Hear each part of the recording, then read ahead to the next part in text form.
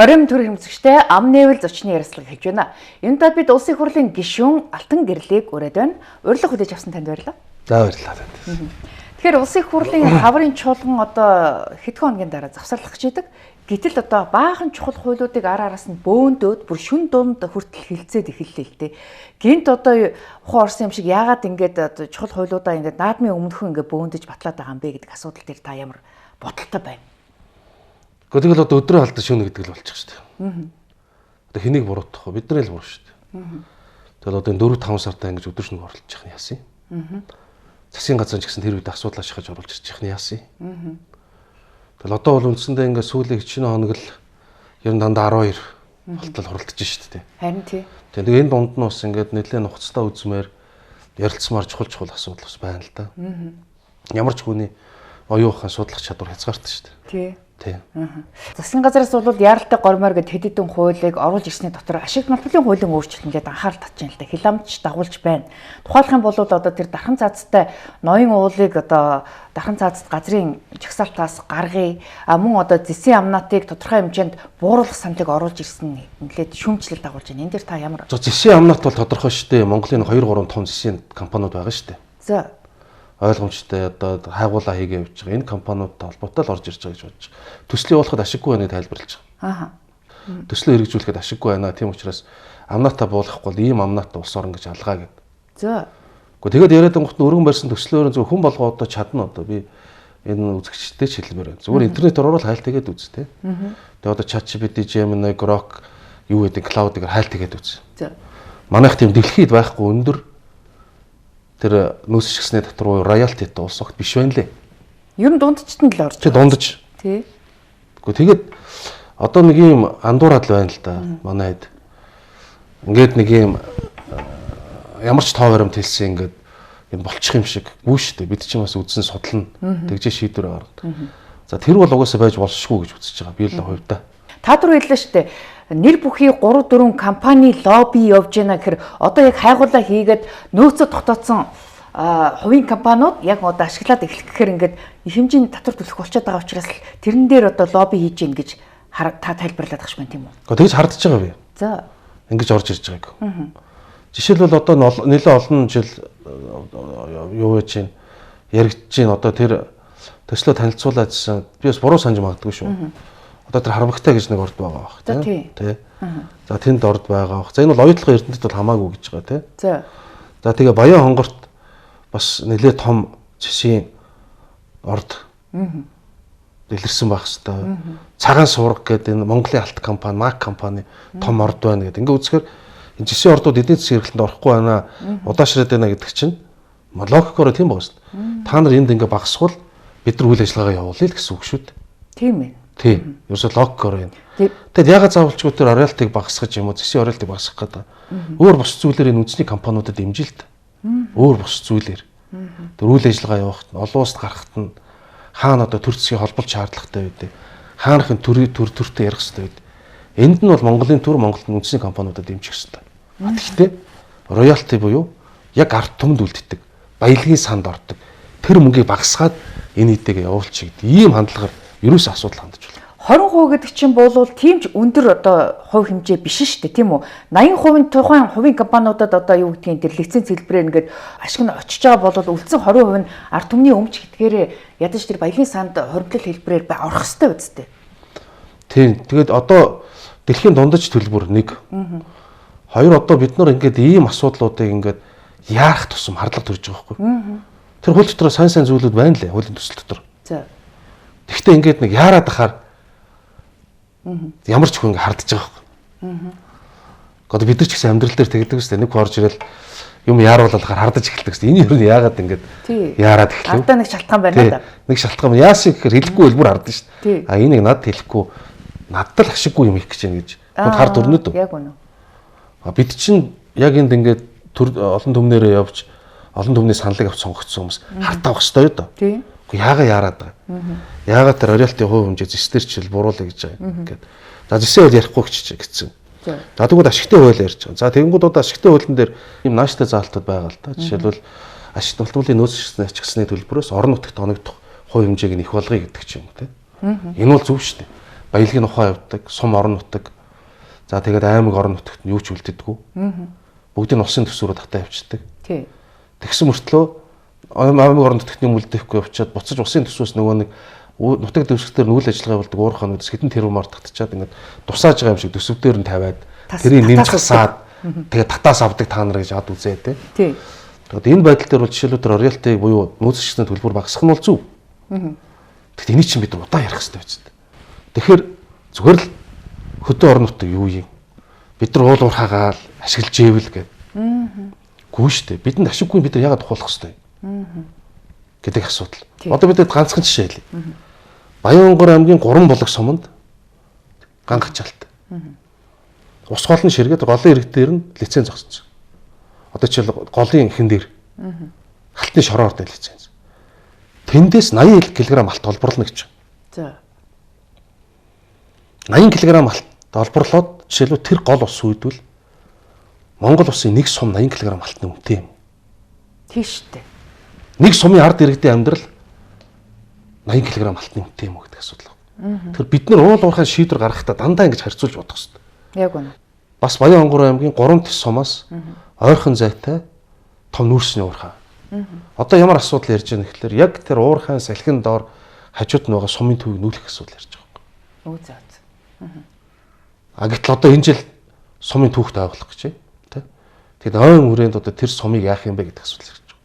Тэгэхээр ноён уулын асуудал төр ч гэсэн одоо энэ ашигт мөлмөлийн хууль дотор чинь бүр улаан цайм дархан цаацтай газраас гаргая гэд төрийн тахилгатай болгоцсон төрийн засаг хамгаалтанд дархан цаацтай болгоцсон энэ одоо уула хүннүүгийн тэр үнд өв соёлыг хадгалсан энэ уулыг яагаад ингээ ухах гад засгийн газар улаараад ороод байна. За нэг зүйл бол нахлах ёстой байна гэж би ойлгосон. Үнэхээр тэр өв соёл дээр байвал энэ бүр яагаад ч болохгүй. Тэр нутаг дэвсгэртэл бүр яагаад ч болохгүй. Бид нар ямар ч халттай бод алтан уул байгаад яах юм? Бидний алтан уулын дунд нь хэрэв өвд ийцэн шарил үйж ивэл бид нар тэр алтан уулыг яагаад ухах вэ? Тэндээс өчнөө хүннүүгийн олдоод байгаа шүү дээ. Бид нар тогтоолыг яахад бол тэр ноён уулын бүсэд бол хамаарахгүй баш хол гэж тайлбарлаж байна лээ. Би бас энэ засгийн газраас орж иж байгаа асуудлыг тэгж хотлоо ярьсан гэж бодохгүй байна. Тэг яг нягтлыг гэж утсан. Яг үндсэн тэр ноён уул хамгаалтын бүсээс 30 гаруй км хол гэж ийм тайлбар хэлж байна лээ. Тэгээд сая бол харин засгийн газар өөр асуудлаа татчихлаа. Тэр энийг бол нягтлж үсгэн зүйтэй гэж бодож. Үнэхээр тэр олдор дээр нь байвал чи яаж болохгүй шүү дээ. Харин тийм шүү дээ. Тэр ууланд хамаарчлал яаж болох. Тэгэхээр засгийн амнат дээр бол Монголын хувийн компаниуд гэхээсээ илүүтэй магадгүй Rio Tinto-гийн лоббигоор онтрогийн талбай дээр одоо хувиа яаж хувааж авах уу, ямар одоо хэмжээний амнат тохирох уу гэдэг асуудал яг одоо хэлцээрийн ширээний ард яригдж байгаа энэ үед л одоо өмнөх хуулиа өөрчлөх гэдэг нь бас эргэлзээтэй байна гэж хардаад байгаа юм л та. Яг үнэ. Одоо тэгэхээр 15 тэрбум төгрөгийн хүүтэлдэг 15 тэрбум төгрөгийн хүүтэлдэг өдөрт. Тэгээд бид нар одоо яг гол нөөцөндөө хүрсэн. Яг нөгөө сороо авч байгаа. Тий. Энэ үед бид нар хараа сууж байгаа. Гэхдээ хаана вэ нөгөө мэтгэлцээний үеэр баяр цогт даргын 19 оноос бид нар ногд шиг аавна гэсэн хаана вэ? 19 оноос 7 жил өнгөрч байна. Тий. Ингээл гадны хөрөнгө оруулалтыг эсэргүүцдэг муу муухай ярьдаг гэл муулаад исэн энэ нийтлээ дуурсан бүх хүмүүсийг харлуулж исэн. Тэгсэн. Арт түмэн ер нь хизээч тэнийг байдаггүй. Арт түм ухаантай хараад бас энэ болохоо ажиллаадаа гэж мэдээлсэн. Эдийн засгт үзүүлж байгаа тэр импакт нөлөөллийг бид нар үүсгэж болохгүй. За. Монголын эдийн засгт өнөхөр дөрвтэй үнэмэр оруулж байгаа үнэн. Татвар урамж ус хэлбэрээр Монголын эдийн засгт дөрвтэй нөлөөлөл үзүүлж байна. Тэгтэл арбитрийн шүүхтэр нэг их 80 гаруй төгрөгөн дээр маргаа хийж байгаа шүү дээ. Төлөхгүй гэд Монгол улсад. Тийш үү. Одоо арбитрийн шүүх шийдвэр хүлээж байгаа. Монгол улс. Шүүх хурланд болоод одоо 5-6 сар өнгөрлөө. Шийдвэр хүлээж байна. Энэ дээр таагүй шийдвэр гарах магадлал нэлээд өндөр байгаа. Яагаад? Буцаад бид нар ишээг өртөө болно. Олон улсын арбитрийн шүүхтэр. Rio Tinto-лоо бийж байгаа. Ихнээ төгрөгийг аваад ковид үеэр итцсэн байхгүй бид нар. Татвар. Одоо Rio Tinto чи шүүхтээ явж байгаа. Энд чи дэлхийн хэмжээнд шүүхтдэг компани. Дэлхийн хэмжээний хуульчид хүсэлдэг компани. Бид нар өөрсдөө анханаас муу гэрээ байгуулсан. Одоо тэгэл үгүйсгээл ингээл нэг ухаан тохонтой яриад шаардлага ердөө үр дүн байхгүй даа. Өнөөгийн байгаа байдал. Ингээл мундаг гоё гэрээ байгуулсан чи ойлгохгүй, чи мэдлэггүй байна. Одоо гүү штэ. Монголын ард түмэн боловсралтай. Залуучууд дийлэнх нь англи хэлтэй. Даян дэлхий дээр юу болж байгааг хардаг. Мэддэг. Бид бас тэнэг хүмүүс биш. Өөрсдөө асуудлаа судалдаг. Энэ улсын хурл засгийн газарт чинь тэнэг хүмүүс дандаа байхгүй шүү дээ. Тий. Ард түмнийхөө төлөө цогцлох зүрхтэй асуудал асуудалтай хүмүүс байгаа. Одоо ингээ харахад ил болж байгаа байхгүй. Уржигдэр дээр сангийн сайд байсан одоо манай төрийн байгуулалтын байнгын орооны дарга чухлын даргын яриаг харж байгаа үстэй. Болохгүй бол зогсоё л гэж байгаа. Сангийн сайд дээр олон жил ажилласан энэ байдлыг хамгийн сайн мэдэх тэр маргаан дээр одоо бид нар нэг кабинетэд ингээ баг ингээд тэр маргааны эсрэг нь ингээ явж илаа. Асуудлыг сайн мэдж байгаа. Үнэнд гүйцэгдэнэ гэдэг энэ. Үнэнд гүйцэгдэнэ гэдэг энэ. Тэгэхээр одоо бид нар дахиад таны түрүүний асуулт тэр онтре. Онтре гэдэг юу яриад байгаа зарим хүмүүс ойлгохгүй байна. Ерөөсөө оюутлагын лицензийн залгаа дахиад нэг оюутлагаа л баггүй. 30%. Оюутлага 30%. Нөөцийн хамгийн сор хэсэг. Сор хэсэг нь баггүй. Одоо тэр лөө яаж орох уу гээл арга саам явуулаад ингээл эдгээр бол лоббитой тэр хэвлэл мэдээлэл элдийн онцгийн бүх PR-ийн багтай. Энэ дээр дурсууныг харлуулах, муухай харагдуулах, боловсралгүй, мэдлэггүй, популист, орк, моя элдвэр дуудахад бэлэн юм багтай. Тэгээд дуудаад л дээрээс тэгээд төр засагт нь өөрсдөө лоббитой ийм бүлэг байгаа. А тэгвэл тийм байхгүй. Ард түмэн чинь тэнийг биш. 2019 мөн 2020 оноос л Монгол улс одоо ногд ашиг хүртэж эхлэн гэсэн анхны хөрөнгө оруулалтын гэрээний танилцуулга байсан бол тэрнээс ч хойш 6-7 жил өнгөрчээд хахад ногд ашигын тухай нэг ч яриа байхгүй. Бүр Дубайн гэрээгээр 2037 оноос ногд ашиг хүртэн гэсэн энэ одоо чиглэлээр яваад байдаг. Гэтэл Монгол улсын шүүх тэр Дубайн гэрээг хүчингү болгоцсон штэ. Авилгал албамшаалын асуудалтай холбоотой гэд хүчингү болгочод хахад хөрөнгө оруулагч тал буюу Rio Tinto тэр Дубайн гэрээг хүчинтэй гэд ингээ үзээд байдаг. Инхээр энэ хоёр маргааны дунд ер нь яах ёстой байдаг дээр та хууч хүний юу гэж харж байна? Тэр Дубайн гэрээ чи Дубайн санхүүжилтийн төлөвлөгөө тий. Энэ дэлхийн маш нэр хүндтэй улс орнуудаас одоо тэгэл ер нь санхүүжилтийн төлөвлөгөө төслийг яаж санхүүжүүлэх үү гэдэг дээрээс нь тохиролцоо. Тий. Яг хөө Дубайн гэрээгээд нэрлэлсэн ч болно. Юу ч нэрлсэн бидэнд ашиггүй л зүйл. Юу ч нэрлсэн тэр бол асар том алдаа байсан. Тий. Тэгээд за ингээд бид нар алдаа гаргачлаа. Алдаа гаргачлаа. Одоо яах юм гэдэг асуудал. Бид чи энийг засахын төлөө явна үст. Тэгээд одоо ингээд ерөөс оюутлогоо тойрсон юм дээр ярихаар одоо манай энэ их мэдгчэд гэж нэрлэе би. Манай их мэдгчэд авсан салиндаа юм уу эсвэл үнэхээр ихтгэл үнэмшилтэй байд юм уу ингээл олон талаас нь гоё тайлбарлаж байгаа. Ингээд мэрэгжлийн нэр томьёо хэлээ тайлбарлахаар юм үнэн болдоггүй. Уг юмны буруу мөн чанар буруугаараа л үлдэнэ. Одоо юу гэдэг дотоодын нийт бүтээгдэхүүн гээ бид нар ярьдаг. Нэг хүн $1 төрлөө гэх тээ. Гэтэл үнэхээр хүн тус бүрд өгөөж нь ямар байна гэдгийг хэмждэг ойлголт жишээл Жини коэффициент хэд байна гэдэг ингээ байна.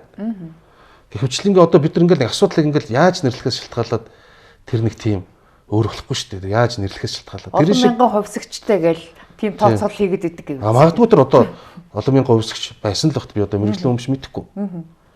Гэхдээ би монгол хүний хувьд нэг л миний санаанд тод байдаг байхгүй юу? Одоо энэ сансрын Чингис зочдуудлын хойно. Хотын хэд хэдэн газар. Би бол Чингис зочдуудлын хойныг санаад идэв. Тий. Тэгээд нэлээ ингээд гурвалжин зүвсээ том хэсэг нь ард түмэнд жижиг нь Rio Tinto гэх тээ. Тэгсэн. Аюу хамаас ч илүү нэг тийм тохойд байдаг тийм нэг тэгэл тэрийг хараад за ийм хэл юм байна да гэж бодсон. Тэрээс яга шалтгаан хэлээд байгаа. Одоо ингээл баахан шалтгаан хэлдэг та нар тэгсэн гисэн гэсгээд монголчуудыг буруутгах гээд. Тэг гэрээ байгуулж явах үеч чинь зис чи 3 дахин өсчөөд энэ үе. Тий. 3 дахин өсчөөд энэ. Бараг 4 дахин ч үеж магадгүй. Гэрээ байгуулж явах үеэс. Дахиад дэлхийд даяараа цахилгаан машин элдийн үнс хэрэглэн шилжиж чинь дахиад өсгөхөөд энэ. Тий. Тэгээ яага бид нар өртөө байгаа гэж амар энгийн асуудал үүсдэг. Тэгээд ягаад хөрөнгө оруулагч нь өнгөрсөн жилээс эхлээд 4-5 тэрбум долларын одоо ашиг цэвэр ашиг жил бүр хүртээд эхэлсэн. Тий. Тэгээд ягаад тэр талхны сур хотлоо болцсон юм. Бүр эсрэгээр болчиход байгаа юм шиг тэр зүйл. Эсрэгч биш. Одоо хараарай заяа. Тэр талхч нь ингээд нэг юм нэлээд том хэсэг нь Монголын хэсэгт арай багавтар хэсэг нь одоо хөрөнгө оруулагчдад тэгээд ингээд байсан шүү дээ. Тий нэг за нэг 70 30 одоо тэр дайнаж ашиг ирэхгүй байна. Биш тэр чинь нэг юм миний санахаар нэг тий 60 40 ч юм уу 70 30 ч юм авцсан байсан. Тийм 70 30 авцсан байсан. Тэр дайны ашиг нь тэгээ хаана вэ? Гэт асуулт байхгүй. Тийм. Айгу энгийн л яриад бид асуудал айгу энгийн хандах хэрэгтэй. Амар том юм яриад л одоо тэгэл одоо нэг огшин шогтөр гаргадаг шиг за тэгээд нэг ухаантайхонтой мэрэлгээ загнадаг шиг. Нэр одоо ямар ч гоё хэрэлсэн биднэрт ирэхгүй л байгаа хгүй да. Үнэн тэр. Ямгийн нөгөө тал хаана вэ гэхээр ингээд юм бол үзүүлээд байгаа хгүй да. Манай Батнайрамд гişүн чинь өөрөө яг энэ мэрэгжлийн хүн учраас. Яг одоо номын нүүдс ногоотой шилээ нийцсэн учраас яг тэр мэрэгжлийн нэр томьёогоор ингэж ярьж байгаа. А маань мэт бол юу харж ийн вөхлөөр яг бодит байдлаар харж байгаа.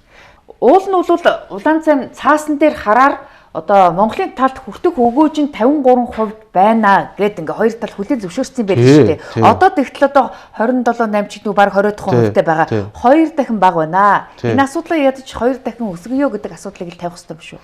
Гэхдээ тийм ерөөс одоо энэ асуудлаа тавих эхний ээлжийн зээлийн хүү гэж асуудал байгаа. Тийм. Ядчих зээл авцаа нийлээд. За тэрний хүү. За нөгөө нэг одоо нэг зүйлээр бодоорой. 34%-ыг одоо ер нь боли гэдэг юм яригдаад эхэлсэн байл. Хид хитэн би өөрөө нөгөө мэрэгжлийн хүмүүсээс маш их зүйл асуудаг. Тэгээд мэрэгжлийн хүмүүс тэгээд интернет бүх юмарыг судалдаг. Миний сонссон 2-3 мэрэгжлийн хүнтэй уулзахад маш сайн мэрэгчлэтнүүд бол одоо бид нар гэрээгээ сайжруул жинхэнэ ноогд ашиг авах үеэрээ харин ингээд энийгээ болиё гэж яриад байгаа нь хаанахын бодлого вэ гэж асууж байна л шүү. 34 дээр 34%-гүй одоо гэдэг тэгж ярьдаг тавих ирэхгүй шаардлага тавих ирэхгүй зүгээр л татвараад авна. Аа зүйтэй. Өнгөрсөн хугацаанд багахан 5% татвараач гүйцэд авч чадахгүй арбитртээр хэрэлдэж яг үнэ. Авахчтай татвар авч чадахгүй. Арбитрт очицсон. Тий. За тэгээд тэр монтро дээр яах вэ гэсэн. За одоо ингээд зээлийн хүү бууруулах эхний 7 жилийн хугацаагаа алт 7 дахь жилийн хугацаагаа алт одоо дараагийнхаа алдах гэдэг ингээд хэрүүлээгээд нөгөөдүүл нь гэдийчээ сууж. Тий. Бид нар дандаа юм ядуугаараа байхгүй шүү дээ. Эн чинь паблик олон улсад ингэ хувьцаагаа зардаг компани. Бид 5 цаас гаргаад жишээлбэл тэр 17-ыг авах бол яах юм бид нар? 51 бол яах юм? Гэт бодох хэрэгтэй юм байлээ шүү. Болгоомжтой байх бол одоо тэгж яриад эхэлсэн байлээ. Энэ 34-өөс хамаг муухай юм боллоо гэд. Яг тэгж яриад илээ тий. Тий, одоо ингээд өнгөрсөн хугацаанд болсон зүйлийн шалтгаан байсан байж магадгүй. За. Тэр дээр бол бид нар одоо тэр 34% дээрээ гэрээнийхээ заалтыг 34-өө яаж хамгаалах вэ? 34 тоногт хөрөнгө оруулалтаа бид нар яаж тооцох вэ? Нэмэлт санхүүжилтээ яаж тооцох вэ гэдгээ олигтой тохироогүй улмаас. Магадгүй дунд нь байгаа тэр Дубайн гэрээний улмаас бид нар энэ 34% гээ чимний ач холбогдол нь унсан байж магадгүй. Дээр нь зээлийн өндөр хүү. Тий. Одоо бол үгүй гэж маш олон мэрэгчлүүд хэлж ийлээ шүү. Тэгээд ерөн зүгээр энэ талаар их сайн бодож хүмүүстэй уулзаж ярилцаж мэрэгчлүүтэй яж шийдвэр гаргамаар юм байлаа. Нэг ялангуяа манай улс төрчид хэн нэгний үгээр зүгээр тийм л байхтай гэдэг таамгаар хандаж болохгүй. Хэрвээ бид нар ирээдүйтэй холбоотой асуудал байхгүй. Тэгэхээр хэрвээ бид нар 34% за ингээд нэг 5 цааснаас нь болоод зарчлаа гэж бодъё. Тэхийн бол Rio Tinto магадгүй монголчуудтай ойлголцохгүй юм байна гэд өөр гадны улсад зараад явчихыг үүсэхгүй шүү дээ. Манай Монголын засгийн газар асуух шаардлагагүй болох юм шүү. Яг үнэ. Одоо жишээ нь Монголын засгийн газраас хувьцаатай холбоотой шийдвэр гаргахтаа заавал асуух хэрэгтэй. Тий. Заавал асуух хэрэгтэй. Тэгээд дээрэс нь одоо бид нар ярихаа энэ асуудлыг хөнтөхөөс аргагүй тохиож штэ. Маш ашигтай байгаа тохиож байна тий. Тийм учраас оюутлоготой холбоотой асуудал дээр одоо ингээд саяхан тав дээр ирсэн юм. Нэгтгэхэд хэлэхэд бид нар маш зоримог бөгөөд ард олноо бодсон шийдвэр гаргах хэрэгтэй. Өнгөрсөн хугацаанд гарсан алдаануудыг бид нар давтаж болохгүй. Магадгүй тий эхний хөрөнгө оруулалтын гэрээ тэр чигээр яваад Дубайн гэрээ байгуулагдаагүй байсан бол Дубайн санхүүжилтийн төлөвлөгөө батлагдаагүй байсан бол өнөөдөр ямар байхыг хэн ч мэдэхгүй. Яг үнэ. Тий. Тэгэхээр бид нар бол одоо тэр зас сайжруулах тал дээр нь зоримог байх хэрэгтэй. Зас сайжруулах хэрэгтэй. Тэгээд үнэхээр ашиггүй байгаа нөхцөл байдлаа тал талдаа бүх төвшөнд хүлээн зөвшөөрцгөөе. Риогийн талд ороод үгүй сайхан байгаа. Үгүй болж ийн гэхэ болцгооё. Нэг хэдхэн хүний л одоо нэг тендерээр бараа нийлүүлдэг хүмүүсийн л ашиг сонирхлоор л ингээд асуудлыг ингээд нөгөө талд нь тайлбарлаад байна шүү дээ, тийм үү? Гэтэл одоо тендерээр бараа нийлүүлдэг болоо тэр юм уу? Эсвэл зүгээр тэднэрт ямар нэг үйлчлэгээ үзүүлдэг. Олон нийт сурчлагыг нь хийж өгдөг. Гар хөл болдог. Ийм л хүмүүс юугаар явж шээ. Тэгэхээр түрүүн би тодруулж асуух гэдэг юм л да. Монгол улсын шүүхээр, улсын хурлаар тэр Дубайн гэрээг хүчингүй гэд ингээд зарлчаад байхад яагаад Rio Tinto энэ Монголын төр засгийн шийдвэрийг үл тоомсорлоод ногдол ашиг асуудал одоо ногдол ашиг бид нэг зүйлийг ойлгох хэрэгтэй юм. Монголын талд ангаараа хийж шийдвэр гаргаж чадахгүй. Олон улсын гэрээний хүчин чадал гэж зүйл байдаг. Одоо бид нар яг нэг зүйлийг бас сайн харах хэрэгтэй. Бүх зүйл хуулийн өрөөнд бүх зүйл гэрээ хэлцээр цаасны хүрээнд явахгүй бол бид нар энэчнээ том яриад хэнийг ч хөөж гаргаж болно л доо. Олон улс очиод унана. Олон улсын арбитрийн шүүгэн шийдвэр гаргахаар биелүүлэхгүй бол яадаг юм бэ гэж хүмүүс асуудаг. Биелүүлэхгүй бол энэ Монгол улс чинь гадаад тийш бүх юм хязгаарлагдана. Гадаад төлбөр тооцоо. За тэгээд гадны банкуд байгаа бүх активууд Үйл ажиллагаа, нөгөө зээлжих зэрэглэлийн төвшин мөвшин бүх юмдаа ингээд муугаар нөлөөлдөг. Тэгэхээр бид нар бол тэрийг дахахаас арга байхгүй. Одоо Монголын цаа хандгаар буй цаа гэдэг шиг олон улсын гэрээ байгуулсан бол дахахаас арга байхгүй. Тийм учраас одоо бид энэ чинь одоо хичнээн хууль буснаа чинь болохгүй гэж хэлээд нөхдүүд олон улсын арбитрийн шүүхээр явах, олон улсын хэмжээнд хамгаалалт авах эрх нь тэр компаниудад байна. За. Байна. Тийм учраас бид бүгдийг олон улсын хууль дүрмд нийцүүлэн яриа хэлцээр болон бусад хуульд нийцсэн арга механизмуудаар явуулах хэрэгтэй. Жишээлбэл олон улсын шүүхийн чим орж чадахгүй зүйлүүд бий. Тухайлх юм бол Монгол улсын хууль тогтоомжийг зөрчсөн үндслээр үйл ажиллагааг нь хязгаарлах эрх Монгол улсад бий. Энэ манай Монгол улсын дотоод асуудал. Өөрөөр хэлбэл зогсоох эрх Монголын засгийн газар байгаа. Бий. Зогсоож байгаа зүйл нь хууль ёсны үндсэлтэй л байх хэрэгтэй. Монгол улсын хууль тогтоомжийг зөрчсөн үндсэлтэй л байх хэрэгтэй. Зогсоож байгаа үндсэл нь. Гэтэл өнөөдөр бид нар нэг компаниг татварууд төлөөгөө нэг дансыг хаадаг гэж. Тэгдэг. Тинчээ нарийн боовны цех ажиллуулж байгаа алтан гэрэл тэнд үйл ажиллагаа явуулж байгаа хэдэн тэрбумын хөрөнгөтэй дэлхийн хэмжээний компани хоёр Монгол улсын хуулийн өмнө адил тэгшэрхтэй байхгүй. Яг үнэ. Бид энэ нийгмийг сонгосон. Ингэж л бид нар арчлалыг хайрлж хэрхэмлж явдаг. Тэгэхээр одоо Монгол улсын нутаг дэвсгэртээр байгаа бол Монгол улсын хууль тогтоомжийг мөрд. Монгол улсын дүрмийн дагуу тоглол. Энэ шаардлагыг л тавина. Тэгэхээр бид олон улсын гэрээнд бол зайлшгүй үнэтгэлтэй хандна. Бид энэ чинь бол мянган сайхан юм яриад. Олон улсын өмнө тэр гэрээгээр хүлээсэн үүргээ хэрвээ зөрчсөн байх юм бол бид нар хариуцлага дуuna. Энийг бол баг бодож байна. Маш олон зүйл дээр гэрээгээ зөрчсөн гэж харагдаад байгаа. За тухайлах юм бол одоо тэр өгөх ёстой тогтворжуулсан татвараач төлөхгүй ингээд арбитр дээр хил ам дагуулад байдаг юм уу? Хоёрдугаарт тэр одоо зэсийг боловсруулах үйлдвэр барина гэсэн тэр үеиг худлаа болсон. Одоо юу эрчим хүчээ одоо дотоодоос нийлүүлэх хэрэгтэй байдал хятадаас одоо жил бүр 200-аас 300 сая доллараар худалдаж авч байна. Тийм үг гэх мэтчлэн одоо усны төлбөрийг ч гэсэн одоо нэг ч төгрөг төлөхгүй гэдэг. Энэ гэх мэтчлэн маш олон одоо хууль дүрм зөрчиж байгаа юм шүү. Ер нь Монгол улсын одоо өмнө гэрээгээр хүлээсэн үүргээ биелүүлэх төр хоёр том асуудал байна. Засаалуулах үйлдвэр. Монгол улс хэрвээ одоо ингээ сая харин засгийн газар их нааштай зүйл хийж илээ.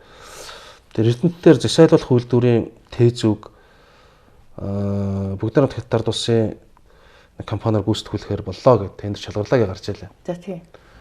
Бид нар хэрвээ засаалуулах үйлдвэрөө өөрсдөө олигтой барьчих юм бол эдгээр баяжмал нийлүүлэх үүрэгтэй байхгүй юу? Оюутлага баяжмалаа бидэрт нийлүүлэх үүрэгтэй гэрээгээр. Гадагшны экспортлохгүйгээр.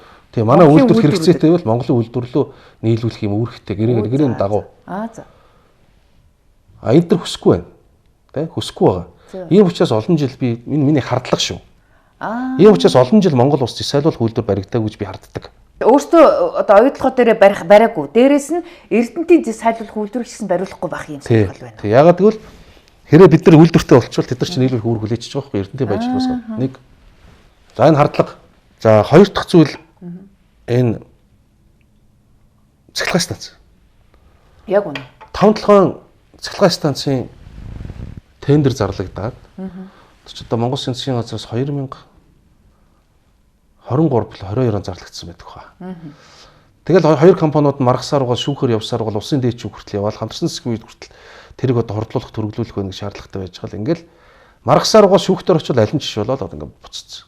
Тийм шүү дээ. 5-7 станцын чинь ойлгоогоор бариулна гэдэг асуудал яригадаад баг шийдэгдсэн байсан шүү дээ. Гэтэл ер нь тендер зарлагдаад ер нь юугаар барья? Тендер зарлаж байгаад барьчихэд ингээд явсан. Гэтэл өнөөдөр 200 гаруй сая долларын санаж ийн би. 200-аас 300 сая долларын цахилгаан бүгд найрамд хятад улсаас худалдаж импортоор авдаг. Тэгдэг. Яагаад энэ цахилгаан станц баригддаггүй? Тэ? Яагаад энэ цахилгаан станц баригдах гээд ирэх болгонд саад дотор гардыг? Хэний ирэх шиг байна гэдэг ийм бодол бас төрдөг. Тэгэхээр ер нь бол одоо сүүлийн үед өрнөж байгаа үйл явцууд манай иргэний нийгмийн байгууллагууд за тэгээ төр засгийн төвшинч анхаарч чинь үндэсний аюул байдгийн зөвлөж хоролдлаа тий. За тэгээд ерөнхийлөгч ерөнхий сайд улсын хурлын дараа бүгд л анхаарлаа тавьж байгаа шиг. Одоо нэг зүг зүгтээ явж байна да. Тэгэл ер нь яг монгол үгээр товчхон дүгнээд хэлэхэд үнд гүцэгдэж байна. Урд нь одоо ингээд олон нийтийн зүгээс төрийн бус байгууллагуудын зүгээс энэ оюутлогоон одоо энэ гэрээ чинь алдагдaltaй байна, Монгол улс тохиролтой байна гэж цөөхөн хэдэн хүн дуурайд идэг. Бус нь ингээд нэг сонсоогүй юм шиг ингээд үйлдэлгүйгээр яваад ирсэн. Дуурсан эдийн нэг доромжилчоод популист дэлхийн үнз юм уу мухагаар нь доромжилт нэр хаяж зүвчээл тэгэл явж ирсэн. Тий. Одоо ингээд зэсийн үн 3 дахин өсөөд эренгүүд цаашдаа ч өсөх магадaltaй гэж яригдаад байдаг. Тэгээ энэ алтан боломжийг Монгол улс одоо ашиглаж чадахгүй бол алдагдсан боломж болж хувирна шүү дээ. Тийм учраас одоо энэ төр засгийн төвшөнд үндэсний аюулгүй байдлын зөвлөлийн төвшөнд л асуудлыг ингэж ярьж иж Риотиндо шахалт үзүүлэхээс аргагүй байдалд ороод байна гэж хараад байна тийм үү? Гэрээсээ тийм. Одоо бид улс орноор нэгдмэл зорилготой. Одоо манайх чинь тэгээд олон сайхан залуучууд боллоо шүү дээ. Гадаад дотоод боловсрал эзэмсэн хууль эрх зүйн өндөр мэдлэгтэй сайхан залуучууд байж. Бид нар чинь одоо тэр нөгөө гэрээ байгуулж явах үеийн ганцхан хүний амыг хардаг болсон биш үхгүй да. Сайхан гэрээ байгуулад мэрэгчлэтнүүдгүй байгаагаас болоод юм байдаг болсон. Тэгээ болсон биш үхгүй. Тэгэхээр одоо бид яг энэ үндэснийхээ болсон хүчнийг ашиглаад нэг сайн шийдээд авах хэрэгтэй. Энд чинь нэг олон юм их л болох юм. Бид нар одоо ингээд яг үндсэндээ одоо хар үгээр хэлье. Ингэж хулигтуулаагүй бол эхнээсээ зөв явцсан бол энэ хооронд чинь дахиад ашиглалтанд орчих том төслүүд байгаа шүү дээ. Тийм шүү дээ. Тэгээд үндсэндээ бүгд зогслоо. Яг вэ одоо тэгээд одоо энэ нөгөө төртөө холбоотой буруу зөрүү шийдвэрүүд зөндөөл байна. Тэгвэл бид чинь нэг үндэстэн байхгүй юу? Ямар ч нам бай, ямар ч дарга цэрэг бай, ямар ч иргэн бай бид нар чинь нэг үндэстэн учраас эцсийн дүндээ эднэр үнэнд гүйцэгдэж байгаа энэ цагт өөрсдөө ашигтай шийдвэр гаргаж хүртгчтэй юмс хүртэл гэдэг ийм л асуудал. Тэгэхээр одоо хаврын чуулган дуусгаас өмнө одоо хөрөнгө хураах тухай хууль орж ирэх байх гэсэн хүлээлттэйсэн боловч энэ хууль орж ирэхгүй ингээд нэг баг бүтэн жил болчихлоо л доо. Тэгэхээр 2-3 чуулган дамнаад таны хууль яагаад хилцэгдэхгүй хойшлоод байна гэдэг дээр та ямар мэдээлэлтэй байх юм? За 2024 оны 7 дугаар сарын 10-ны өдөр миний бие хууль зүйн тодорхойлын сайдаар томилогдсон. Хууль зүйн тодорхойлын сайдаар томилогдсон гут ажлын хэсэг байгуулад одоо миний өөрөө олон жилийн бодол бас энэ судалгааны үр дүн бас энэ хуулийн төслийг боловсруулъя гэж. Одоо тэгэхээр чи хувь алтан гэрэл биш хууль зүйн сайд алтан гэрэл болно доо. Тий. Ингээд манай яамны залуучууд явлаа. Гадагшаа дэлхийн улс орнуудаар явлаа судалгаа хийлээ. Тэгэд ерөөсөө эн чинь өөр арга байхгүй байна. Энийг бол хийхээс өөр аргагүй байна гэдэг дээр бүх боловсруулалт гарч байгаа. 2025 оны 1-р сард засгийн газрын уралдаанд оруулж байгаа. 1-р сар засгийн уралдаанд оруулалт дэмжүүлж байгаа. За өргөн бариа гэдэг. Нөгөө дуйлаан төв шүү дээ. Тэгээд одоо нөхөр алтан гэрэл нөгөө ухаан удгийн ажлын хэсгийн дарга марга тэр үе. За ингээд өргөн барьлаа. Тов өгдөгөө. 3 дугаар сарын сүүлээр санаж байна 25 оны. Сэтгүүлчд мэдээлэл өглөө. За тэгээд тухайд улсын хурлын даргаас амар өсгөн дарга маань загналаа. Сайдууд одоо ингээд юу яалаа поперлоо. Ингээд мэдээлэл хийлээ мэлээ гэд. Нэг загналаа. Яг загналаач явахдаа ер нь тэгээд засгийн газрын гишүүд инглээд тэглээ гэд. Юуны эндрээс хэлсэн л дээ. Даргын эндрээс. Тэгээд би ч одоо бас яг нөгөө сайд юм чинь их хурлын дарга хэлэхээр нэг хэсэг чимээгүй явлаа. За. Тэгээ 2025 оны 5 дугаар сарын 24-ний өдөр хуулийн төслийг өргөн бариад өнөөдөр та бүхэн ярьцлага хийж байгаа энэ цаг үед яг 404 хоног өнгөрч байна. Бүр тоолцсон сууж байна уу та? Өө чи байг тоолдсон шүү дээ. За. Маргааш 405 хоног болох юм биш үү? Маргааш 405 дахь хоног нь болно. Нөгөөдөр 406 дахь хоног нь болно. 406 дахь хоног нь чуулган тарах өдөр тарах гэж байгаа байхгүй. За тийм. За тэгээд ийм болчиход байгаа. За тэгээд өргөн барьлаа. За тэгээд намрын чуулганы хэлцэх асуудлын дарааллын 18-нд л орсон юм. Тэр чинь ингээд нөгөө тогтоол гарч байгаа шүү дээ. Намрын чуулганы хэлцэх асуудал гээд тогтоол гараад. За тэгээд намрын чуулга ихсэн чи гэгэм бөө хэрүүл. Нөгөө нэг бортэг мортэг хулгайлсан хулгайлаагүй яасан ийсэн зандан штрийн засгийн газрын огцрохгүй амар ойсглон огцрохгүй ардын намын дараа хэн болох уу гэл ингээл битүү ирүүл боллоо шүү дээ сая өнгөрсөн намрын чуулган чинь. Тэгээ бүр банк орооны эрц хүрэхгүй чуулганы эрц хүрэхгүй ёстой хөгийн юм болсон шүү дээ өнгөрсөн намрын чуулган чинь. Гэтэ ер нь би таныг ингэж анзаараад байна. Арчилсан нам засгаас хөөгдсөн ерөнхийдөө цаг хугацаа ер нь гээд нэг самсаргүй байдлаар давхцаад байгаа нь бас таны энэ хуульчсан бас нөгөө намынхны дургу хүргэсэн юм аа да. Гэхдээ дургу хүргэсэн. Тэгээд намрын чуулганы нөгөө намынхан ч яг дургуц шиг хэдэн хүн байгаа. Дэмжин хүмүүс биш шүү. За намрын чуулганы хэлцэх асуудлын дараалт байж байгаа. Ингээ хэрүүл хийсээр байж байгаа. Амар эсгэлэн дарга маань зохицорлоо. Хэн шалах төр хороо байгуулахгүй гэл ингээ. Тэгсэн. Бөө ус төрсөн хэрүүл болж жоод 12 дугаар сарын 30-ны өдөр Улсын хурлын намрын чуулган хаалаа. Тэгээд Нямашрын учрал дарга гэдэг их хурлын нэг залуухан сайхан даргатай боллоо. Тэр дарга маань тогтоол гаргаад энэ хаврын чуулганы хэлцэх асуудлын дарааллын 8-нд нь оруулаа. Гэхдээ тэгээ 3 сар болж хад яхаар хилцдэг юм чи дараалалаар бол аль хэдийн хилцээд дууссан багс. Гэхдээ харин тийм ээ. Тэгээд одоо энэ нь олон асуудлууд өдөр шөнөгүй хуралдаад байгаа асуудлууд хуралдаад байгаа үстэй. Тий. За тэгээд явж ялаад сүүлд би одоо ерхий сайд Монгол ерхий сайдтай уулзч байр суурь хэвээрээсээ асуусан. Хэвээрээ энэ хуулийг бол батлах ёстой гэж эрс шулуух хэлж байна лээ. Тэгээд хаана гацаад. Тэнгүүд холбогдох зохих өөрчлөлтүүдийг юу н хийгээд ингээд дахиад судлаа гэдэг нь хууль зүйн дотоод хэргийн сайд үүрэг өглөө гэж хэлээд өнөөдөр яг 21 он чинь. Юм шиг нэг хоног тоолсон л юм. Тэгээд одоо засгийн газрын оролдооноор ороод ингээд дахиад бас зохих өөрчлөлтүүдийг хийгээд дахиж өргөн барих юм байна гэж хараад хүлээж байгаа. Гэхдээ яаралтай хэлцэх асуудлаа бүр ингээд ерөөсө 5 хоногийн дотор оруулж ирэл бараг л 6 дахь хоног дээр нь баталцдаг асуудал харагдал л шүү дээ. Тэгээ яагаад таны хууль ингээд харин тийм ээ. Яг гоо. Гэхдээ би бол одоо ингээд багсч гэж энийг дэмжиж байгаа гишүүдийн тоо нэмэгдэж байгаад энэ улс төрийн бас томоохон хүчин дэмжинэ гэж байгаад манай намын дарга зохицол дарга хүртэл энэ хуулийг бол хэлцэх ёстой гэж сэтгүүлчдийн асуултанд хариулж байна лээ. Тэгээд энэ нэг үйл явц нь ингээд өөрчлөгдөөд нэг оюу толгой үнэнд гүйцэгдэнэ гэдэг шиг ийм болоод байгаад баяртай байна. Би танд бүр яг нэртэй устай 2 3 жишээ л.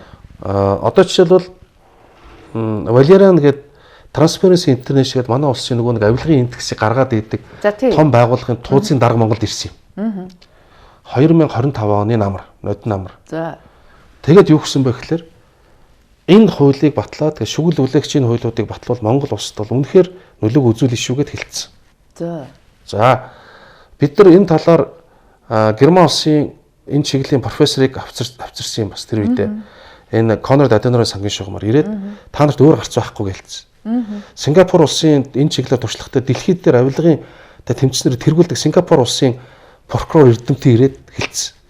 Хамгийн сүүлд энэ хөрөнгө хураах чиглэлийн бүр яг Германы энэ хөрөнгө хураадаг хөрөнгө хойноос мөрддөг тэр бавар мужийн албаны тэр мөрдөх албаных нь яг энэ чиглэлийн дарга эмэгтэй ирлээ. За. Тэгээд айгүй гоо урам өглөө хэцүү байд юм аа тий. Би танд хэцүү байд юм аа. Эхлээд хүмүүс бол ойлгохгүй хэцүү байд юм аа.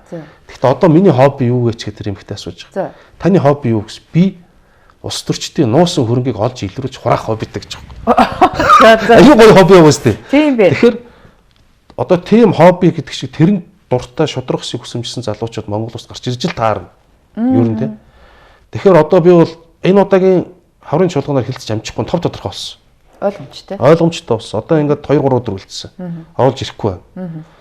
За одоо би бол юу хий гэж бодож байна вэ гэхээр эрх дахиад одоо уламжил ёсоор эрх намрын чуулганы хэлцэх асуудлын дараалд орох байлгүй.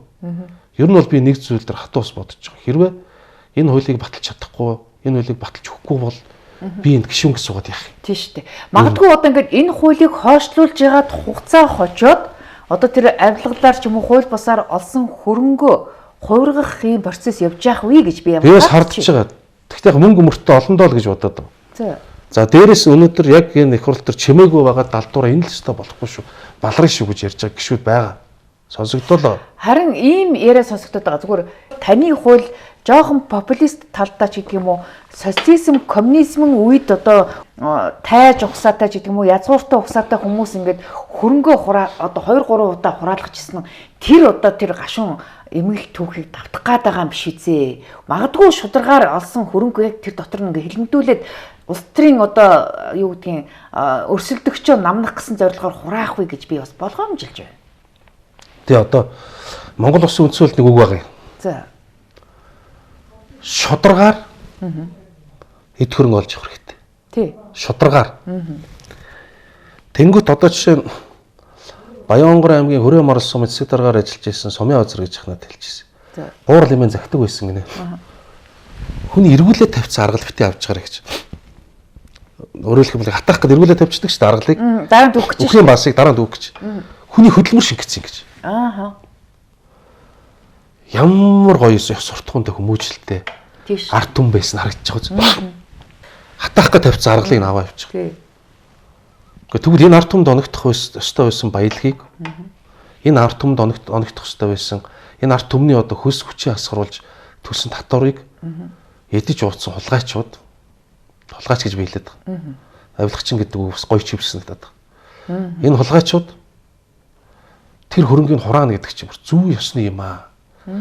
Одоо ингээд олон улсын туршлагууд одоо сүүлдээ хөрөнгө хураах чиглэлээр ирээд манай шүүхийн ерөнхий зөвлөл гадаадын яам улсын прокурор хуульчтай холбоон дээр очиод тэр Германы тэр мөрд халбаны дарга эмэгтэй ингээд ярьж байгаа байхгүй.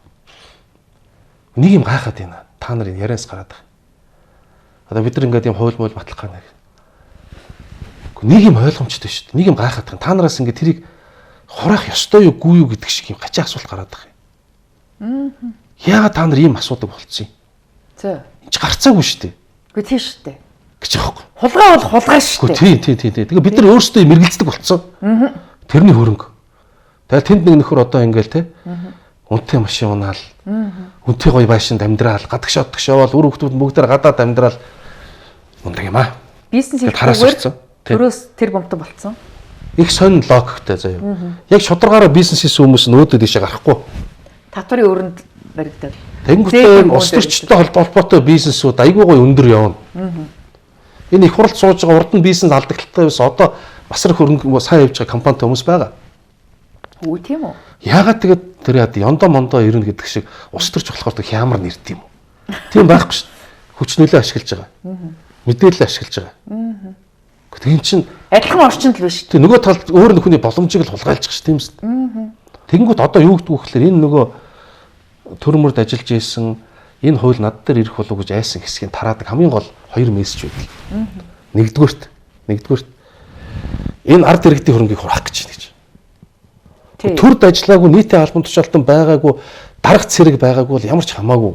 Бизнесмен хүмүүсийн хөрөнгө хураагдчих вэ гэд бас арай. Тэр чинь ямар ч хамаагүй шүү дээ. Тэгвэл таны нөхөр сайд. Та өөрөө том компанитай. За. Тэрний чинь яаж тэр компани чи их усүр яаж бий болсон юм? Та тайлбарлаж чадахгүй байгаа гэвэл нааш учир байгаа үз. Тэг шүү дээ. Өөрөөр хэлэх юм бол угаасан мөнгийг бол авна шүү дээ. Угаасан мөнгийг бол хурааж авна. Барилга байшин болгоцсон бол. Тэгээ барилга байшин баригдсан бол тэр чинь хурааж авна уу. Хууль бус бол хууль бус. Хоёр дахь юм нь юу гэдэг вэ? Манайд энэ хууль байгаа гэж ярьдээ. Уучлаарай.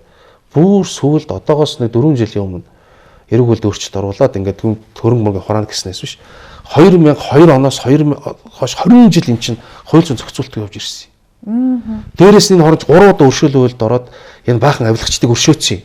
За. Улсын төсвөөс 5-6 их дайны мөнгийг эдийн засгийн хил тод байдал өршөөлгээд баахан авилгачдын хөрөнгийг энэ дотор оруулаад өршөөцсөн юм. Энийг одоо хууль эрх зүйн хүрээнд авах ямар ч арга байхгүй. Өргөдөл өгөө тэрийг эрэг үеэр гүйцэтгэж шалах боломжгүй.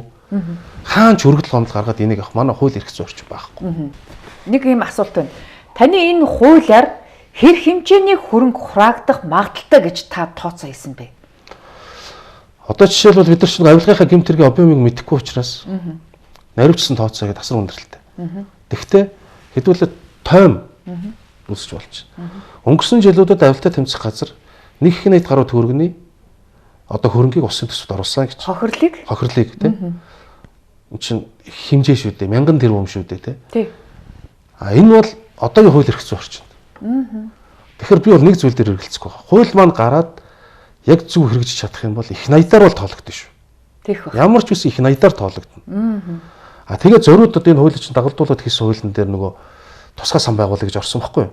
Улсын төсвөр оруулаад хаашаа орсон мэддэхгүй байж тусгай сан байгуулад тэгээд ерөөс хоёр зүйл зарцуулъя. Боловсрол эмнэлэг зарцуулъя. Тэгвэл над нэг мөрөөдөл байгаа юм. Тэр хууль батлаад орж ирсэн мөнгөөр нэг сургууль цэцэрлэг бариасаа. Туу цаашлахтан тэр нэг буланд нь зогсож явахсан гэдэг мөрөөдөл байдаг байхгүй. Тэр нэг самбар хатцсан. Энэ эмнэлгийг авилгачдаа сураасан хөрөнгөөр барьж байгууллаа гэдэг пайцтай тийм нэг барилга үүсгэсэн гэдэг л мөрөөдөл надад байна. Тэгэхээр гişүнэ. Одоо ингээд энэ нүүрсчид ч гэдэг юм уу, навилагчид чинь хөрөнгөө нууж чадахгүй одоо орон доороо гулмаа хэлбэрээр хадгалж чадахгүй аргаа бараад ингээд барилгын салбар руу оруулаад одоо барилга болгоцсон орон сууцны бүхэл бүтэн том хорооллууд барьсан байна шүү дээ. Энийг тэг яаж хураах юм? Одоо тэгээд наа чинь мөнгө бол тэр орон сууцны хороол боллоо гэдээ аль нэг данс руу орж байгаа шүү дээ. За. Ер нь хөрөнгө хураах ажиллагаа бол маш хүнд хэцүү ажиллагаа. их процесстой. Дээрээс нь бид бас хүний эрх зөрчиж болохгүй. Тий. Үн чадвараар амьдарч байгаа иргэд бол тэр бол асуудалгүй. Тэр орлого нь хаашаа ороо гэдэг л байгаа шүү дээ. Тэгэхээр бид нар үн чадвараар амьдарч байгаа хэнийг ч гомдоо суугаа гэсэн мундаг үг байдаг. Тэр зүгээр хүний эрхэнд бид нар халдаж болохгүй. Тийм ч учраас хуулийн төсөл маань их зузаан болоод байгаа. Хүний эрхийн тэрлүү бол орж болохгүй. Тэр орлогын хураах асуудал юм байна. Ерөөс орлого шүү дээ. Тэр орон сууцыг борлуулад олсон одоо хуримтлуулсан орлого байна. Тэрийг л ерөөсөө нэг зүйл байгаа. Одоо энэ үйл хэрэгжээд эхлэхээр яа шийтгэж болохгүй. Эрүүг хуулиар хууль зохицсон бас аль хэзээ дууссан. Шорон морон байхгүй шүү дээ. Өрөнгөл хураах болвол тэр эрүүг хууль бол тустай хууль. За тэгээд ирэхээр хэрвээ бид нар бол ярьж байгаа юм энэ ч хууль бас байна. Тэ? Энийг ч хураана. Та шүүхтэр очиж хэмжлээ гаргах хэрэгтэй. Та харин нууж дарагдуулаад та чи эрүүг хэрэг болно шүү шинээр. За. Итэвхтэйгээр нуугаад явах юм бол наа чи шинэ эрүүг хэрэг шүү. Ялх өдрөө явах нь шүү. Тий. Гэдэг юм орно. Одоо юу гэдгийг хөрөнгө хураадаг нэг тусгай баг нэг онцгой комисс шиг юм байдаг гэсэн тийм комисс байгуулах юм шиг. Яг одоогийн хуулийн төсөл дээр бол авилтаа тэмцэх газар цагдаад аль алин дээр энэ талын аль байгуулъя гэж. Аль байгуулгаас арга байхгүй. Одоо тийх байх та. Тий аль байгуулж энийг чонс мөрдөн ш хөрөнгөний мөрдлөгч чонс. Мэргэсэн болсон дангараа барахгүй юу? Барахгүй одоогийн чадлаар бол барахгүй. Тэгэхээр юм авилтаа тэмцэх газрыг харьяа, цагдаагийн байгууллагыг харьяа гэж орсон. Дараа хууль тогтоогч юу шийдэх юм аа. Эсвэл авилтаа тэмцэх газрыг харьяа тусдаа алба. Цаашдаа гарахгүй гэж тий. Юм одоо хулгай хийгээч нэмэргүй юм байна. Нэгдүгээр чоронд явах юм байна. Хоёрдугаар хураалах юм байна. Зарим боливол. Үн чадвараар амьдрий. Эний мөрөөл явмаар. Тэгэхээр таны хууль одоо ингээд батлагдлаа гэж бодъё. За тэгэхээр батлагдсан өдрөөсөө хойш хэрэгжинэ гэхээр тэрнээс өмнө одоо болсон авилгалын ч гэдэг юм уу одоо ямар нэгэн ашиг сонирхлын хууль бос одоо тэр хөрөнгүүд хамаатай юу хамаагүй юу. Хууль буцаж үйлчлэхгүй гэсэн бас нэг юм яваад байлгүй яхав. Гэхдээ одоо бид нар жишээл 2002 оны эрүүг үйл эд хөрөнгө хураах ялдын дээр нэг материалын хэмжээний өгүүлбэр байдаг. Гэмт хэрэг үлдэж олсон хөрөнгө орлогыг заавал хураах тухай авдаг байдаг байхгүй. Гэмт хэрэг үлдэж олсон бол. За. Одоо хардаа мод зууд очиж яваад баригдуул хөөрхи тээвэр хэрэгслэн шууд хурааж байгаа шүү дээ. Тэгдэг. Хард иргэдий. Тэгдэг. Наад юм таруу маруугийн тэр одоо нэг хууль ус амман ингээ явж ивэл бас шууд хураана шүү дээ. Тэгдэг. Тийшээ үйлчилж болоод байгаа биз? Болоод байна. Яг одоо гэмт хэрэг үлдээд тэрд ашигласан тээвэр хэрэгсэл гэдэг шиг байхгүй. Яг хүмүүс бол тэгээд 90-2000 он бонд тэгээд одоо тэр бол бид нар ямар ч арга байхгүй. 92-оос энэ 10 жил 2002 оноос 10 жил бол ямар ч арга байхгүй болчиход. Хууль байгаагүй учраас 2002 оны эрүүг үйлд бол тийм хэм хэмжээнд байгаа байхгүй. Ямар ч гэсэн 24 жилийн хугацаанд бол энэ хөрөнгө хамаарах байна. 24 жилийн хугацааны нэмийг л бид нар үзнэ гэж. Тэгэхээр та бас гэр бүлийн хуулийн ажлын хэсэгтэй байгаа хаа. Тэгэхээр энэ хууль чи ер нь одоо бас хэл ам дагууллаа л да. Яг одоо өнөөгийн энэ гэр бүлийн харилцааг зөв зохицуулж чадах уугүй юу? Бүрд ордуулчих гэсэн юм эргэлзээ бас байх шиг байна л да. Өнөөдөр Монгол улсын их хурлаар одоо нөгөөдөр 5 дахын чуулганаар хэлцэх баха. Эцлэн батлах асуудал нь орно. Эцсийн хэлцүүлгийг хийцэн. Гэр бүлийн тухай хууль, гэр бүлийн эрхшүүд хэн шийдвэрлэх тухай хууль гэсэн хоёр асар том хууль орж байна.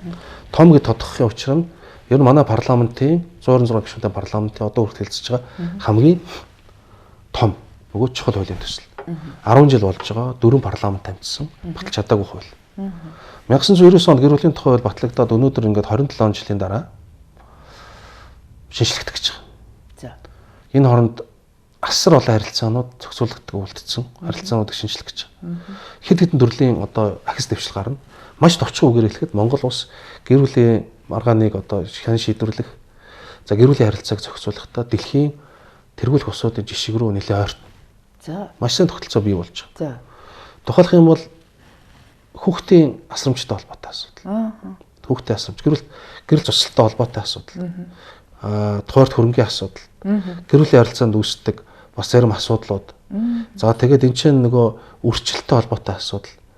За тэгээд нөгөө бэлгийн донор ашиглаж хүүхдтэй болж байгаа тохиолдолд үүсэж байгаа хууль эрх зүйн харилцаа. Одоо ч тийм харилцаа үүсээд шүү дээ. Бэлгийн донор ашиглаж гин, тээгч ашиглаж гин. Хүүхдүүдийн статус яахан тодорхойгүй байна гэдэг ч юм уу. Тэр байтугай одоо эцэг эхчүүдийн хүлээх үргэн дээр хүртэл одоо нэмэлт зүйлүүд орж байна. Тэгээд тэжээндэгтэй холбоотой харилцаа. За тэгээд олон улстай холбоотой нөгөө гадаад хүүхдийн үржилттэй холбоотой асуудлууд гэдэг ингээд маш олон зүйлүүд цоо шинээр орж байна. Тэгэхээр нэг юм асуудал байна л да. Хуулиар бол хамтран амьдарч исэн гэр бүлээ албан ёсоор баталгаажуулаагүй болвол тэр одоо хүүхдэд одоо тэтгэмж өгөх асуудал нь эргэлзээтэй тийм үү? Дээрэс нь хөрөнгөө одоо хамтран өмчлөх асуудал ч бас эргэлзээтэй ийм асуудал байсан шүү дээ. Хүүхдэд нь ч гэсэн тэр өмч хөрөнгө нь өвлөгдөх асуудал ч бас эргэлзээтэй байсан бол энэ хуулиар яаж зохицуулж байгаа? Нүүгсэн шийдэж байгаа. Одоо жишээлбэл хамтран амьдрахч бол асуудлыг анх удаага оруулж ирж байгаа. Гэхдээ бид нөгөө гэр бүлийг дэмжих хэрэгтэй учраас төрийн бодлого чинь нөгөө нийгмийн анхан шатны нэгж гэр бүлийнхээ хөгжлийг хамгийн түрүү дэмжих хэрэгтэй шүү дээ. Хамтын амьдралыг биш. Гэрэлтэй бүртгүүл. Хамт амьдрал гэдэг зүйлийг дэмжих хэрэгтэй. Албан ёсоор баталгаажуул. Бодлого тийм бодлого байх хэрэгтэй. Тэгэхдээ үнэхээр хамтраад амьдэрсэн.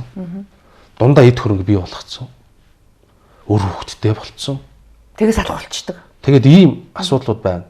Яг одоогийн хуулийн төслөөр бид нараас нэлээд сайн ярилцсан эцэст 5 жилийн хугацаанд хамтран амьдэрсэн бол тэр эд хөрөнгөтэй холбоотой асуудал энэ.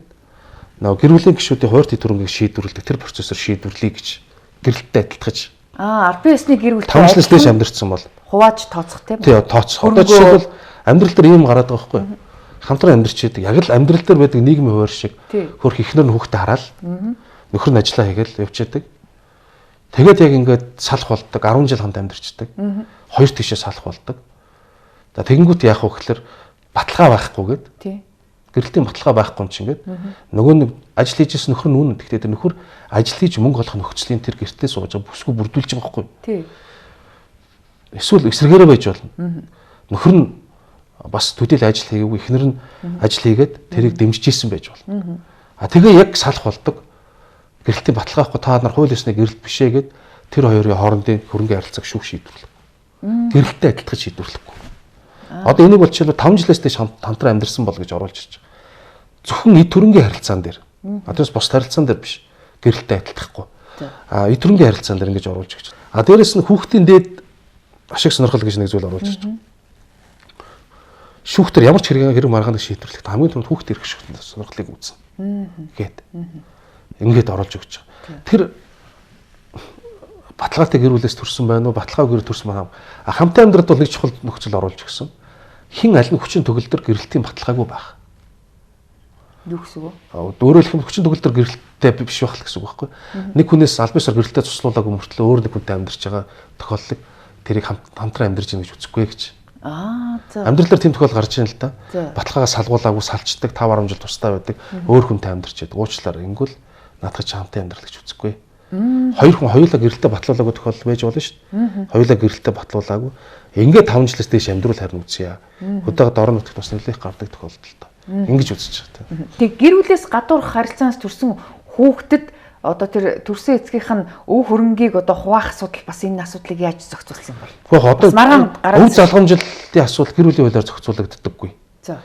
Өв залгамжлал хэнийг төрөл гэж үсгийн, хэнийг садан гэж үсгийн, хүүхдийг хэн яаж асран тэтгэх үүрэгтэй, тэрийг яаж хэрэгжүүлэх юм гэдэг асуудлыг л гэр бүлийн хуулиар зохицуулж байгаа. Өв залгамжлалтай холбоотой асуудал иргэний хуулиар зохицуулагддаг. Тэгээ төрсөн хүүхэд нь тэр өв залгамжлагч нь болж нэхэмжлэх хэрэгтэй угаасаа. Энэ бол тусдаа хууль, энэ удаагийн хуулиар ерөөсөө яриаггүй. За. Тэгээ одоогийн хуулиар угаасаа наа чин зохицуулалттай байж байгаа. Гэр бүлийн гадуураас харилцаанаас төрсөн хүүхэд байжгаад одоо нэг хүн нас ороход би хүүхэд нэг гараад ирдэг шүүхтэр маргадаг асуудал их байна шүү дээ. Одоогийн амьдрал дээр ч гэсэн их байна. Тэр утга хүмүүсийн дунд буруу ташаа ойлголт байлаа. Одоо жишээлбэл зарим хүмүүс бол тэгж байгаа хгүй жишээн дээр эцэг асралт хүүхдэд гэхэд эмээ өвөг асралт хүүхс үүсэж байгаа хгүй. Тэр ч одоо энэ чинь Монгол уламжлалт зан заншил үсттэй. Тийм шүү дээ. Тэгмээд энэ миний юу байх хэрэгтэй юм уу? Гэрэлсэн хүмүүс бие биедээ л гэхээс биш. Тэр хань хамаагүй хүмүүсийг гэдэг хандлага ус гарч ирнэ л. Тэгэхдээ уламжлалт гэр бүлийнхээ бид нар хандлага. За тэгэхээр Монголын нэг их гэр бүлийн зарчим буюу Монгол түмний үнэт зүйл. Дээрээс нь дэлхийн нийтийн чиг хандлага, манай хуулиас хоцрогдоод байгаа зүйлүүд, одоо хэрэгжих байгаа зүйлүүдийг бүгдийг нь оруулаад энэ хуулиар батлагдчих. Тухайлх юм бол одоо шүүхтэр бол гэрэл цуцлахад хүүхдийг хэнд нь үлдээх үл гэдэг асуудал ярьдаг гэсэн. Одоо ингээд шүүх илүү өргөөрөнд ярих болж байгаа. Уулзлтын хуваар одоо аав юм уу ээжтэй хэдэн цагт уулзах юм? Хаана уулзах юм? Ямар үүрэг даалгавар өгөх юм? Юу хийж болох юм? Хэдэн удаа уулзах юм? Одоо жишээлбэл 18 нас хүртэл ингээд амжиргааны баталгаажих доодогч ингээд 50% энэ төргээд нэг тэтгэлэг тогтоочдөг байсан бол одоо аав ээжийнх нь орлого олж байгааг хараад хэдэн төгрөгөөр тэтгэвэр тогтоох юм? Тэтгэмж. Өн тэтгэмжийг тогтоох юм. Өндөр тогтоож болох юм. За тэгээд төлөхгүй бол яах юм? За тэгээд тэр бат уулзалтын хувьд дээр хаана яаж уулзах юм? Тэргээ биелүүлэх бол яах юм гэдэг Тэгээ энэ хүүхдтэй холбоотой асуудлаар хүссэн цагтаа бас дахиад шүүхэд хандах хэрэг нээгээд ер маш инэрэнгүү бөгөөд өнгөрсөн хугацаанд шүүхийн практик дээр үүсэж исэн олон асуудлыг шийдэх юм чухал хуулийн төсөл. Тэгэхээр одоо хүүхдийн тэтгэмжтэр жишээлбэл одоо ингээд нэг хөдөлмөрөөсний доод хэмжээгээс ингээд харьцуулаад нэг хатуу тоо тавьчихдаг. Тэр нэг сардаа нэг 200,000 төгрөг байдаг. Тэр хүүхдийн одоо амьдралын бүхэл бүтэн хэрэгцээг хангаж чадахгүй ийм асуудлаас болоод тэр өөрт толгойсон ээж аавд хохирдог байсан шүү дээ. Тэр хүүхд чинь дугуулгын секцэд явдаг үнэхээр авьяастай хүүхд байж болно. Тий. Сургалтын төлбөр явмаар байж болно. Сургалтын төлбөр сурж ээж болно. Тий. Хөгжлийн бэрхшээлтэй байж болно, асаргаа шаардлагатай. Илүү им тан уудаг байж болно. Нэг жил хүн дээр өвдөж болно. Энэ бүх тохиолдолд нэхэмжил гарах эрхийг нээж өгч байгаа одоо. Хуучин бол ингээл нэг тогтоосон бол дуусаа. Дахин шүүгдэр асуудлаар юу. Одоо бол болно. Дээрээс нь 21 нас хүртэл гэж байгаа. Уг нь хүүхд чинь 18 наснд хүрчихэж байгаа шүү дээ. А гэтэл одоо амьдрал дээр асуудал юу болд гэхээр оюутан бол авчдаг. Тэгдэг. Нөгөө нэг сард өгдөн жоохон тэтгэмж нь байхгүй. Тэг шүү дээ. Хөвөлчдөг. Тэгэхээр уучлаарай та. Тэр чинь ажил хөдөлмөр эрхэлж орлого олох төвшин хүрээгүй шүү. Та эцэг нь юм уу, ээж нь юм уу те? Аль нэг байдлаар та энэ хүүхдийн хариуцлах хүлээсэн учраас одоо тэр сургалтын төлбөрийн төлөв. 21 нас хүртэл. Гэдэг өөрчлөлтийг хүртэл оруулж өгч байгаа. Дээрээс нь хэрвээ 3 сараас дээш хугацаагаар энэ хүүхдийн тэтгэмжээ төлөхгүй бол таны зээлийн мэдээллийн санд орж зэрэглэчин буурна шүү. Тэгвэл буураа яваад хахаар сүүл рүүгээ нэг магны зээлмэл авахгүй нөхцөл үүсдэг шүү. Зээлийн мэдээллийн санд илгэн шүү. Мэдээлэл чи олон нийт нээлттэй тавина. Ааха. Тэгэхээр та түр хэллээ шүү дээ.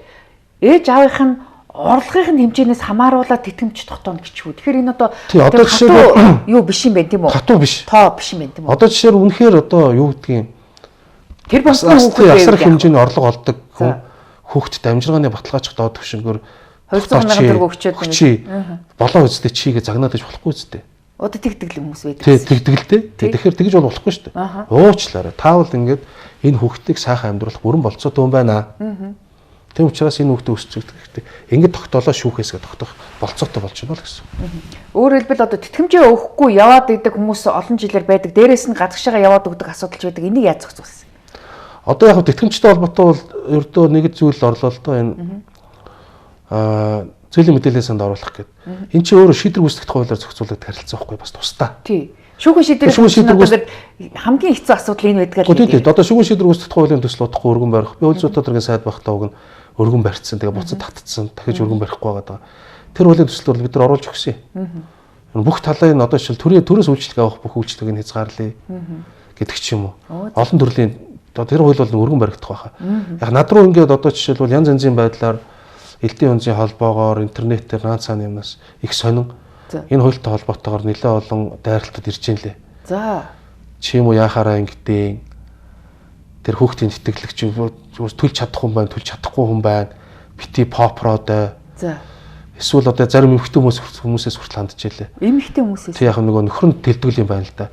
Яхаараа тэр өөр хүүхнээс ингэж явж байгаад өөрөөсөө баг дурандаа хүнээс хүүхдэд олцоод тэгээ манай нөхрөөс тэтгэлэг авах гээд байгаа энэ төр гэдэг. За. Зөндөө юмуд хандж ийл. Тэгээд одоо тиймэрхүү бодол санаатай хүмүүс үзчихвэл одоо хэлж уучлаарай. Та үр хүүхдтэй болсон бол тэжээнд итгэх үүрэгтэй үндсэн хуулийн үүргийг биелүүл.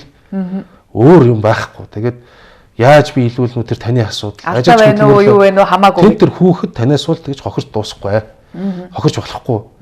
Нэгэнтэй л алдаа байна уу юу байна уу яаж үзнэ үү тэр хамаагүй. Энэ үүргээл манайхан биелүүлээрээ гэж ингэж л хэлээ да. Тэгэхээр та хүний дугуй өргсөн хэд хэдэн хуулийн төсөл дээр ингээд голчилж ажиллаад шүү дээ. Хөрөнгө хураах хууль, гэр бүлийн хууль гэд энэ хуулиудаас болоод танд ер нь маш их дарамт занал хэлэл ирж байна уу? Гөө тэгээд элдэн онцын юм байдаг юм уу? За. Та хуульч хүн бол яаж одоо хариу өгөхөө мэдж байгаа. Агуу яг ийм анхаарах шаардлагатай ноцтой зүйлүүд дээр бол холбогдох баримтжуулалтыг хийгээд тэгээд шаардлага газрууд нь хандахаар ингээд бэлтжтэй. За. Тий, би ч бас хуульч хүн шүү дээ. За ийм юм байдал байна, ийм юм байна гэдэг. Юун түрүүнд хүнийг шалгуулах гал элдэн онц болох гал гүйдэггүй. За. Одоо нэг ийм сэжиг таамаг барайл те. Гүйдэггүй. Жоохон ноцтой дуу. Даамжраад байвал. Ноцтой дуу тэгээд нэг ийм нөлөө бүхий гэдэг юм уу? Хүмүүсийн зүгээс ирсэн битүү хатуу сануулга элдв зүйлүүдийг ингээд баримтжуул хадгалцдаг. За. Тэгээ шаардлагатай тохиолдолд яг ийм цаг хугацаанд ийм зүйлүүд болж исэн. Энийг хэрэгжинэ гэдэг байдлаар гаргая гэж бодоод. Баримт цуглуулад байдаг юм шүү дээ. За. Тэгэхгүй бол эн чинь хүмүүсийн дургу бол үнэнгээс үргэж штэ. Харин тийм. Тэгэхдээ нэг зүйл бол хүч өгдөг. Би одоо ингээд хэвээ нэг царайгаа харалтал гэдэг шиг манай тойрогч чинь 58 сумтай. маш их явдаг, амралтын өдөр болгоноор, чуулган завсарлагаанаар. Тэгээ уулзах болгонд хүн болго урам өгдөг. Ээд алтан гэрэл хуйлал батлуулаарай. За наатгал батлуулна шүү. Хаан ч уулзалт хийсэн хинтээ ч таарсан. Ямар ч насны хүмүүстэй таарсан. Ээдээ наад хуул чинь чухал шүү гэдэг. Тэгэхээр бол эн чинь түмэн олон дийлж таарна шүү дээ. Ер нь яач утсан. Тийм болохоор бол бардам байдаг. Нэг ардаа нэг юм өмөр хахтаа гэдэг шиг тий. За ингээд бидний ярилцах цаг ингээд дууслаа. Ингээд бидний урилгыг хүлээж авч дэлгэрэнгүй ярилцлаа гэсэн танд баярлалаа. Тэгэхээр таны хариуцж байгаа одоо нэлээд чухал хуулиуд эрх намрын чуулганаар ямар ч гэсэн хамгийн түрүүнд одоо чагсаалтанд ороод батлагдах байх гэж найж байна. Таны хуулиуд батлагдчих юм бол ямар ч гэсэн Монгол улсын энэ авилгалын индекс урагшилж авилгачдын энэ орлого хөрөнгийг хурааснаар иргэд олон нийт ард түмэн эргээд одоо ямар ч гэсэн үр ашигыг хүртэх ийм нөхцөл бүрдэх байх гэж найдаж байна. Ингээ таны цаашдын ажилд амжилт хүсье. За баярлалаа. За баярлалаа. За манай энэ удаагийн ам нээвэл зочны ярилцлагаар улсын хурлын гишүүн Алтан гэрэл оролцлоо. Анхаарлаа хандуулсан үзэгч та бүхэнд баярлалаа.